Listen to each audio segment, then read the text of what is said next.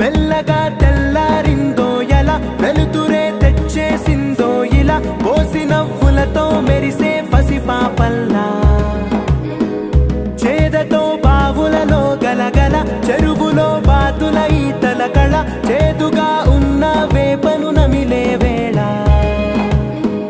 చుట్ట పొగ మంచుల్లో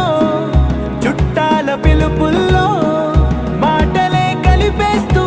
మనసారా మమతల్ని పండించి